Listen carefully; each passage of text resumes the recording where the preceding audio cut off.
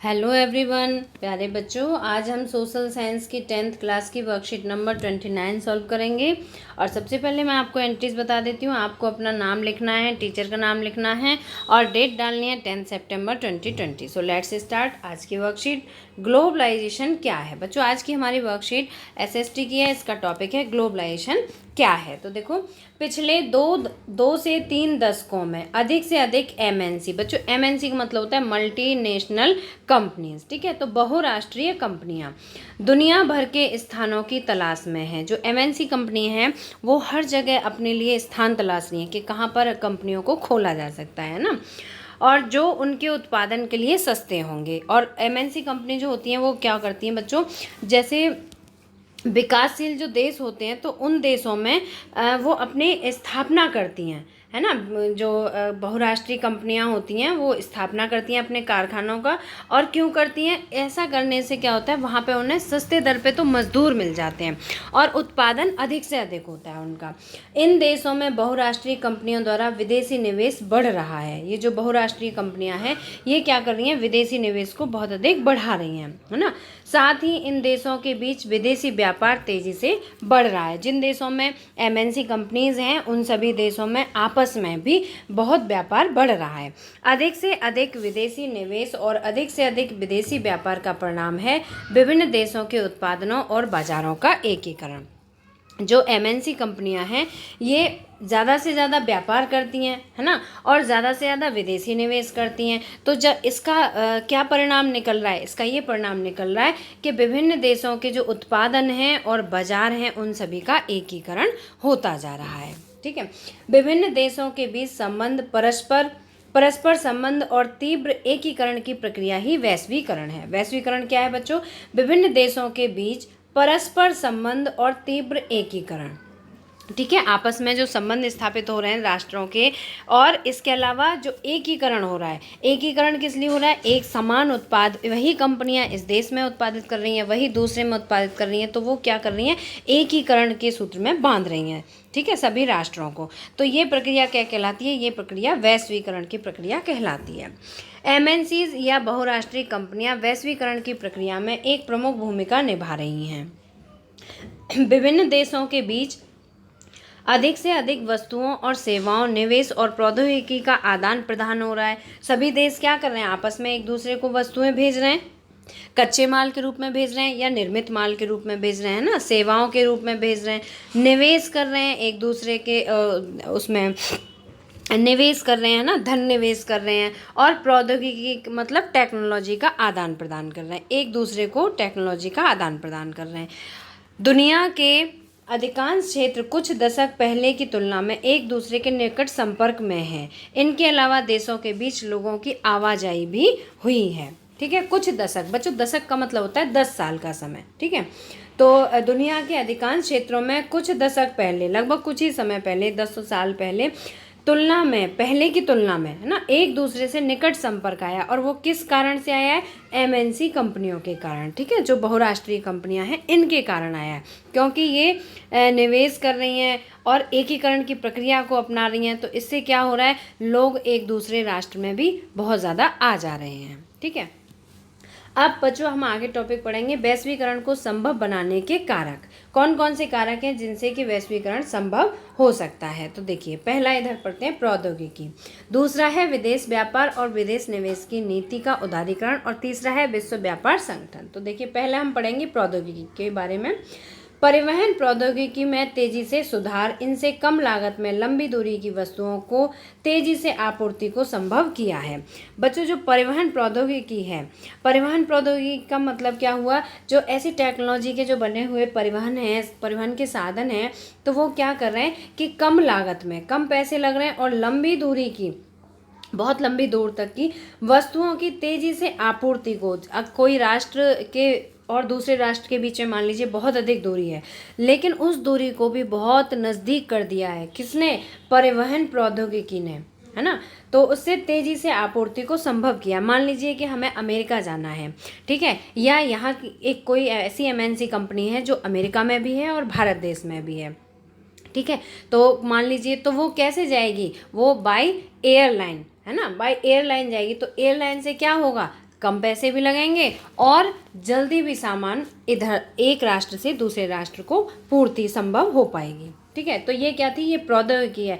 तो ये क्या कर रही है प्रौद्योगिकी, वैश्वीकरण को संभव बना रही है। ठीक है, अब सेकंड पॉइंट है बच्चों, सूचना और संचार प्रौद्योगिकी। सूचना और संचार प्रौद्योगिकी में तेजी से सुधार ने पूरे देश में सेवाओं के उत्पादन को फैलाने में एक प्रमुख भूमिका निभाई है। सूचना और संचार प्रौद्योगिकी में बच्चों जो हमारी ये है वाईफाई है, इंटरनेट है, मोबाइल है ना, नेट है, तो ये सब क्या है, ये सूचना और संचार प्रौद्योगिकी के साधन है। तुम सभी जानते हो कि इनकी वजह से ही हम एक देश में पूरे में उत्पादन कर सकते हैं ना, सूचनाओं उत्पादन से संबंधित या निर्मित माल से संबंधित सूचनाओं का आदान प्रदान कर सकते हैं और एक राष्ट्र से दूसरे राष्ट्र में भी कर सकते हैं। तो ये संभव किस कारण से हो पाया है, सूचना और संचार प्रौद्योगिकी के कारण। थर्ड पॉइंट है दूरसंचार सुविधाएं। दूरसंचार में कौन कौन सी आती हैं, जैसे टेलीग्राफ है, मोबाइल फ़ोन है, फैक्स सहित टेलीफोन है का उपयोग दुनिया भर में एक दूसरे से संपर्क करने, सूचनाओं को तत्काल प्राप्त करने और दूर दराज के क्षेत्रों से संचार करने के लिए किया जाता है। ये सुविधाएं संचार उपग्रहों द्वारा सुगम हुई हैं। ठीक है, तो ये दूरसंचार की सुविधाएं भी प्रौद्योगिकी में और वैश्वीकरण को संभव बनाने में महत्वपूर्ण भूमिका निभा रही हैं। अब हम इसके बाद नेक्स्ट पॉइंट पढ़ेंगे, दूसरा कारक। कौन सा कारक है बच्चों, विदेश व्यापार और विदेश निवेश नीति का उदारीकरण। ठीक है, सरकार द्वारा निर्धारित बाधाओं या प्रतिबंधों को हटाना उदारीकरण के रूप में जाना जाता है। बहुत सारे ऐसे बंधन जो कि सरकार ने बैन किए हुए थे, बहुत सारी उन पर रोक लगाई हुई थी सरकार ने, तो उन प्रतिबंधों को सरकार ने हटा दिया। तो ये हटाना क्या कहलाया, सरकार का उदारीकरण का व्यवहार कहलाया, है ना। सेकंड पॉइंट है आयात पर कर व्यापार अवरोधक का एक उदाहरण है। आयात पर कर, आयात मतलब हुआ कि किसी दूसरे देश से सामान मंगाना, है ना, आयात। अगर उस पर कर लगा दिया जाए, टैक्स लगा दिया जाए, तो क्या होगा, व्यापार अवरोध हो जाएगा, वो देश यहाँ पर सामान नहीं भेजेगा, फिर कम भेजेगा, है ना। तो ये व्यापार अवरोध का एक उदाहरण है। विदेशी व्यापार के व्यापार में वृद्धि या कमी विनियमन के लिए व्यापार अवरोधों का उपयोग कर सकते हैं। अगर हमें कमी करनी है दूसरे देशों के साथ व्यापार में, तो क्या हम उस पर रोक लगा सकते हैं, है ना। सरकार क्या कर सकती है, उन पर प्रतिबंध लगा सकती है। किस तरह से प्रतिबंध भी लगा सकती है और उन पर कर भी बढ़ा सकती है, और यह तय करने के लिए कि किस प्रकार का माल और कितना प्रत्येक देश में आना चाहिए। तो क्या है, ये व्यापार अवरोधों का हम उपयोग भी कर सकते हैं। नेक्स्ट पॉइंट है सरकार द्वारा उन वस्तुओं की संख्या पर एक सीमा भी लगा सकती है जिन्हें आयात किया जाता है। मतलब एक सीमित भी कर सकती है कि इतनी ही मात्रा में ये सामान का आयात किया जाना चाहिए। इसे कोटा के नाम से जाना जाता है। और जो सीमा तय की जाती है सरकार के द्वारा, उसे किस नाम से जानते हैं, कोटा के नाम से। भारत सरकार ने आबादी के बाद बच्चों, जो आज़ादी है, हमें भारत देश को स्वतंत्रता मिली थी, है ना, 1947 में, तो स्वतंत्रता के बाद देश के भीतर उत्पादकों को विदेशी स्पर्धा से बचाने के लिए विदेशी व्यापार और विदेशी निवेश में व्यापार अवरोध लगाए थे, है ना। क्यों लगाए थे, जिससे कि हम विदेशी स्पर्धा से बचे रहें, है ना। तो हमारी जो सरकार थी उसने क्या किया था, विदेशी व्यापार पर और विदेशी निवेश पर अवरोध लगा दिए थे, है ना, कुछ रोक लगा दी थी। तो उसके कारण क्या हुआ, हम उनके जो प्रतिस्पर्धा थी उससे बचे रहे थे। अब इसके बाद नेक्स्ट इसमें है निवेश में व्यापार अवरोध लगाए, और विदेशी निवेश जो था उसमें भी व्यापारिक अवरोध लगाए गए। नेक्स्ट पॉइंट है 1991 के आसपास सरकार ने निर्णय लिया कि भारतीय उत्पादकों के लिए दुनिया भर में उत्पादकों के साथ स्पर्धा करने का समय आ गया है। 1997 में जब भारतीय सरकार को ये लगा कि हाँ, भारत में उत्पादन अधिक मात्रा में होने लगा है ना, तो जब अधिक मात्रा में होने लगा और अच्छी क्वालिटी का उत्पादन होने लगा, तो क्या था कि प्रतिस्पर्धा करने का समय आ गया 1991 के समय पर। ठीक है, वस्तुओं को अब आसानी से आयात और निर्यात किया जा सकता था। अब हमारा भारत देश जो था इतना सक्षम हो गया था कि वस्तुओं को आयात भी कर सकता था और निर्यात भी कर सकता था, इतना अधिक उत्पादन भी था हमारे देश में। और विदेशी कंपनियां यहां अपने कारखाने और कार्यालय स्थापित कर सकती थीं।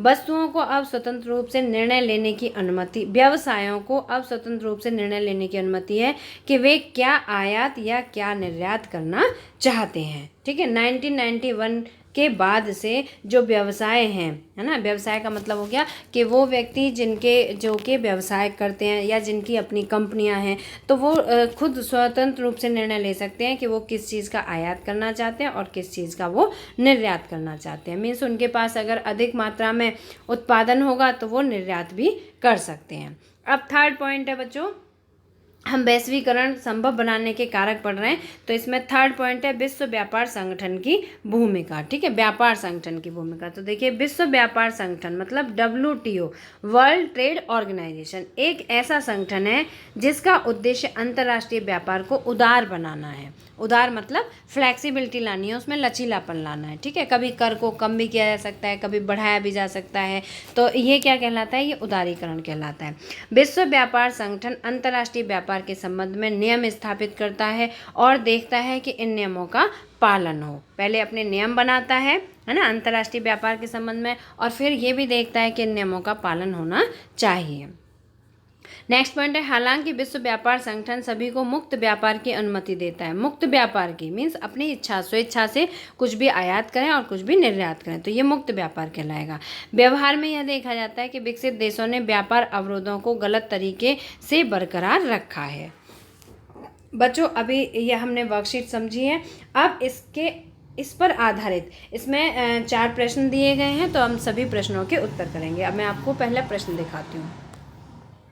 पहला प्रश्न है, दुनिया के अधिकार क्षेत्र कुछ दशकों के पहले की अपेक्षा अब एक दूसरे के निकट संपर्क में हैं। देखिए, प्रश्न उत्तर लिखने से पहले आपको प्रश्न समझना बहुत ज़रूरी है कि दुनिया के अधिकार क्षेत्र कुछ दशकों से, मतलब कुछ ही समय से, दशक का मतलब होता है 10 साल। ठीक है, कुछ दशकों से, तो 10 नहीं हुआ यहाँ पर, कुछ दशक हो गया है ना, कुछ सालों से, है ना, कि पहले की अपेक्षा अब एक दूसरे के निकट संपर्क में है। तो बच्चों, पहले इतनी संपर्कता नहीं थी जितनी कि अब है। आपको क्या लगता है कि ऐसा क्यों हुआ और कैसे संभव हो पाया? बच्चों, हमने अभी वर्कशीट में पढ़ा था कि देखो ऐसा कैसे संभव हो पाया। हमने देखा था कि जो वैश्वीकरण है उसको बढ़ाने के लिए बहुत सारे कारक थे, जैसे विश्व व्यापार संगठन का उदारीकरण था, है ना, और इसके अलावा सरकार का उदारीकरण है ना, सरकार जो निवेश है, व्यापार को बढ़ाना है, तो ये सारे वो कारण थे। और जो हमारी प्रौद्योगिकी है, जैसे परिवहन प्रौद्योगिकी है, सूचना प्रौद्योगिकी है, तो ये वो चीज़ें हैं जो कि इस वैश्वीकरण को संभव कर पाई हैं। ठीक है, तो अब हम इसका आंसर पढ़ेंगे कि बहुराष्ट्रीय कंपनियां वैश्वीकरण की प्रक्रिया में महत्वपूर्ण भूमिका निभाती हैं। देखो, सबसे बड़ा रोल किसका है? बहुराष्ट्रीय कंपनियों का, मतलब MNCs का, MNCs और लिखेंगे। ठीक है, MNCs वैश्वीकरण की प्रक्रिया में महत्वपूर्ण भूमिका निभाती हैं। आज के समय में भारतीय खरीदारों के पास 2 दशक पहले की तुलना में सामानों का अधिक विकल्प है। पहले इतना सामान नहीं था, लेकिन आज के समय में बहुत अधिक सामान का विकल्प है। मीन्स बहुत अधिक सामान है, उत्पादन बहुत अधिक हो रहा है। ठीक है, उसका हम निर्यात कर सकते हैं। हमारे पास इतना उत्पादन हो रहा है कि हम उसका निर्यात भी कर सकते हैं और एक अच्छी क्वालिटी का सामान भी दे सकते हैं। तो ये किस कारण से हो पा रहा है? जो बहुराष्ट्रीय कंपनियां हैं उनके माध्यम से, क्योंकि वो सभी राष्ट्रों में अपने अपने कारखाने उन्होंने स्थापित किए हैं, है ना। तो देखिए, भारत में बाजार कई अन्य देशों में उत्पादित माल बेच रहे हैं। जो भारत में बाजार जो हैं, तो बाजार में क्या है, कई अन्य देशों में उत्पादित, मतलब ऐसा ही नहीं है कि केवल अपने भारत देश के उत्पादित सामान को यहाँ बेचा जा रहा है, बल्कि दूसरे देशों से भी आए हुए सामान को यहाँ पर बेचा जा रहा है। अर्थात भारत का अन्य देशों के साथ व्यापार बढ़ रहा है। ठीक है, और बच्चों, आप इसमें और भी लिख सकते हैं कि ये जो सभी राष्ट्रों की जो एक दूसरे के निकट आने के कारण क्या क्या हो सकते हैं। जो हमारी प्रौद्योगिकी है, जैसा अभी हमने वर्कशीट में समझा था कि जो हमारी प्रौद्योगिकी है, सरकार का उदारीकरण है, विश्व व्यापार संगठन का उदारीकरण है, ये भी इसके मुख्य कारण बन पाए हैं, जिनके कारण कि ये जो दुनिया के अधिकार क्षेत्र जो हैं वो अब एक दूसरे के और अधिक निकट आते जा रहे हैं। ये पॉइंट्स भी आप बढ़ा सकते हैं इसमें। अब प्रश्न नंबर 2 पढ़ते हैं। स्वतंत्रता के बाद भारत ने देसी उत्पादों को विदेशी प्रतिस्पर्धा से बचाने के लिए विदेशी व्यापार और विदेशी निवेश में अवरोधक लगाए। देखो, स्वतंत्रता के बाद, स्वतंत्रता हमें कब मिली थी? 1947 में। ठीक है, उसके बाद क्या हुआ था? भारत ने देसी उत्पादकों को, जो हमारे भारत देश में उत्पादित की जाती हैं वस्तुएं, वो सभी देसी उत्पाद कहलाती हैं, उनको विदेशी प्रतिस्पर्धा से बचाने के लिए विदेशी व्यापार और विदेशी निवेश में अवरोधक लगाए, मतलब उन पर बैन लगाया। ठीक है, और मतलब कर भी बढ़ाया। और 1991 के आसपास इन अवरोधों को हटाने का फैसला क्यों लिया गया? पहले तो अवरोध लगाए थे, देखिए अवरोधक लगाए और फिर उन अवरोधों को हटा दिया, यही तो सरकार का उदारीकरण था। तो क्यों हटाया गया? भारतीय ग्राहकों को इस नीति परिवर्तन से होने वाले 2 लाभों के बारे में बताइए। तो देखिए पहला लाभ है विदेशी प्रतिस्पर्धा से भारतीय उद्योगों की गुणवत्ता में सुधार हुआ। मतलब ये लगा कि वहाँ पे इतनी अच्छी क्वालिटी का है तो हम भी अच्छी क्वालिटी का बनाएं। तो हमारे भारत देश में क्या हुआ, प्रतिस्पर्धा की वजह होड़ हो गई, अच्छा सामान अच्छी क्वालिटी देने और अधिक से अधिक उत्पादन करने से क्या हुआ, उद्योगों की गुणवत्ता में सुधार हुआ। दूसरा, भारत देश में सभी लोगों को उत्तम क्वालिटी का सामान मिलेगा। मतलब पहले इतना उत्तम क्वालिटी का नहीं था, लेकिन जब भारत देश में ही उत्पादित हो रहा है तो क्या हुआ, सभी भारतीयों को मतलब सभी भारत के लोगों को बहुत अधिक अच्छी क्वालिटी का सामान भी मिलने लगा। तो ये 2 लाभ हुए। किस बात से लाभ हुए? जो सरकार ने जो अवरोध हटाने का फैसला लिया उसके कारण से। अब पढ़ते हैं हम प्रश्न नंबर 3। देखिए प्रश्न नंबर 3 है, वृंदा एक आयातित टॉय ट्रेन खरीदना चाहती है। टॉय ट्रेन मतलब खिलौना, ट्रेन रेलगाड़ी खिलौना, जिसकी कीमत 300 रुपये है। वैसी ही समान गुणों वाली एक टॉय ट्रेन भारत में 350 में उपलब्ध है। देखो बच्चों, जो बाहर देश से किसी देश से आती है ट्रेन, उसका कीमत क्या है, 300 रुपये, और जो भारत में बनाई जाती है उसकी कीमत क्या है, 350 रुपये। इस क्वेश्चन को बहुत ध्यान से समझना। भारत सरकार आयातित खिलौनों पर 60% कर लगा देती है। अब 300 पर 60% टैक्स और लगा दिया, ठीक है, तो इसकी कीमत बहुत अधिक बढ़ गई है ना। और भारत में जो सामान था वो 350 का ही है, इस पर कोई भी टैक्स नहीं लगा क्योंकि भारत में ही उत्पादित हो रहा है। आशातीत रूप में वृंदा अब कौन सा खिलौना खरीदेगी और क्यों खरीदेगी, ये भी आपको बताना है। आपको क्या लगता है कि उसके इस कदम से भारतीय खिलौना निर्माताओं को क्या मदद मिलेगी? अगर हम भारतीय उत्पादन का सामान खरीदेंगे तो इससे भारत देश को फ़ायदा होगा, भारतीय सरकार को फ़ायदा होगा, और जो उत्पादित करने वाले व्यवसायी व्यक्ति हैं उनको भी फ़ायदा होगा, है ना। तो देखिए, वृंदा टॉय ट्रेन खरीदती है जिसकी लागत कितनी है, 350 रुपये है, 350 रुपये, ठीक है। जो भारत देश में उत्पादित है उसकी कीमत है 350 रुपये। आयातित खिलौना, आयातित मतलब जो दूसरे देश से मंगाया गया है। आयातित खिलौना ट्रेन पर लगाए गए कर कितना है, 60% लगाया है, और कर की वजह से उसकी कीमत कितनी हो गई, 480 हो गई। पहले कितनी थी, 300 रुपये थी, 300 के बाद उस पर 60% का टैक्स लगाया तो 480 हो गई, ठीक है। 300 का अगर हम 60% निकालेंगे तो कितना हो गया, 180 रुपये, और 300 पहले ही कीमत थी तो 180 और 300 को प्लस कर देंगे तो कितने का हो गया खिलौना, 480 रुपये का, ठीक है, जो कि 350 से बहुत अधिक है। अब सेम क्वालिटी का आइटम, सेम क्वालिटी की ट्रेन वृंदा को जब भारत देश में 350 रुपये की मिल रही है ना, और ऐसी ही दूसरी ट्रेन उसे जो खिलौना ट्रेन है वो कितने की मिल रही है, 480 की, तो वो कौन सी खरीदेगी, 350 रुपये वाली खरीदेगी, भारत में जिसका उत्पादन हो रहा है उसको खरीदेगी, ठीक है। यह भारतीय खिलौना निर्माताओं के लिए यह विस्तार करने का अवसर प्रदान करेगा। अब अगर हम भारतीय सामान को, भारतीय खिलौनों को खरीदेंगे तो इससे क्या होगा, उन्हें अपना व्यवसाय का विस्तार करने का अवसर मिलेगा। और कर के कारण विदेशी खिलौने महंगे हो जाते हैं, कर जब उन पर लगेगा तो क्या होगा, वो महंगे हो जाएंगे और उनकी खपत भी कम हो जाएगी। तो हमारा जो भारत देश का व्यवसाय है वो उसकी वृद्धि होगी और अच्छा माल भी हम लोगों को मिलेगा, ठीक है।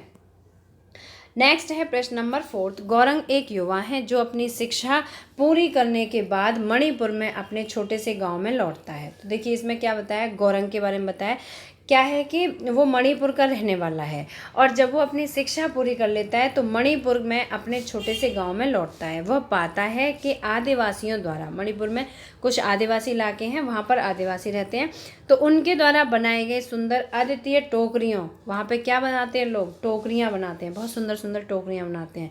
टोकरियों के शहरों में भारी मांग है। जो टोकरी बनाते हैं, टोकरी मतलब बास्केट जो बनाते हैं, उसकी शहरों में बहुत अधिक मांग है। तो आईसीटी का उपयोग कर टोकरियों को एक लाभदायक व्यवसाय अपने आदिवासी समुदाय के साथियों के साथ कैसे शुरू कर सकता है। अब इसमें बताना है कि आईसीटी से हमें क्या क्या लाभ होते हैं, मतलब कि गौरंग को क्या लाभ हुए, जो आईसीटी से लाभ लेने के बाद वो उस व्यवसाय को बहुत अधिक बढ़ा सकता है या शुरू कर सकता है, ठीक है। तो आंसर देखिए, आईसीटी का उपयोग करके गौरंग ग्राहक और व्यावसायिक व्यक्तियों को आकर्षित करने के लिए टोकरियों की कुछ तस्वीरें साझा कर सकता है। ठीक है। आईसीटी का उपयोग करके क्या करेगा, जैसे कि फ़ोटो ले सकता है ना, फ़ोटो लिया। और अभी हमने पढ़ा था जो प्रौद्योगिकी टेक्नोलॉजी है, इंफॉर्मेशन टेक्नोलॉजी है, उसमें क्या करेगा, हम एक दूसरे को सूचना दे सकते हैं, है ना। और फ़ोटो खींच के मोबाइल से वो भी दूसरों को शेयर, अगर फ़ोटो शेयर किया जाएगा तो क्या होगा, उसका प्रचार प्रसार होगा, प्रसार होगा। तो अगर लोगों को वो आकर्षित करेगी चीज़ तो लोग उस की तरफ बढ़ेंगे और उस व्यवसाय को भी बढ़ावा मिलेगा। तो देखिए पहला पॉइंट था, आईसीटी का उपयोग करके गौरंग ग्राहक और व्यावसायिक व्यक्तियों को आकर्षित करने के लिए टोकरियों की कुछ तस्वीरें साझा कर सकता है। दूसरा पॉइंट है, आईसीटी का उपयोग करके लोगों से संपर्क किया जा सकता है, जैसे ईमेल, इंटरनेट के माध्यम से। ठीक है। और तीसरा है, इस प्रकार आईसीटी का उपयोग करके आदिवासी समुदाय के व्यवसायों का लाभदायक व्यवसाय भी शुरू हो सकता है। तो बच्चों, मुझे उम्मीद है कि आपको वर्कशीट और प्रश्नोत्तर सभी अच्छी तरह समझ में आए होंगे। अगर आपको पसंद आए तो लाइक और शेयर जरूर करना। और अगर अभी तक आपने हमारे चैनल को सब्सक्राइब नहीं किया तो के गुरु चैनल बाय निर्मल गुप्ता को सब्सक्राइब जरूर करना। मिलते हैं फिर इसी तरह के नेक्स्ट एजुकेशनल वीडियो में। और बच्चों, आपको एक और बात बता दूं कि के गुरु चैनल बाय निर्मल गुप्ता पर हिंदी, इंग्लिश और एसएसटी के 10th क्लास के सारे वीडियोस, वर्कशीट की जितनी भी वर्कशीट हैं उन सभी के वीडियोस अपलोड किए जा चुके हैं। और अगर आपने पिछला कोई वीडियो देखना है तो आप प्लेलिस्ट में भी देख सकते हैं। तो मिलते हैं फिर बच्चों इसी तरह के नेक्स्ट एजुकेशनल वीडियो में। Till then bye bye, good luck to all of you.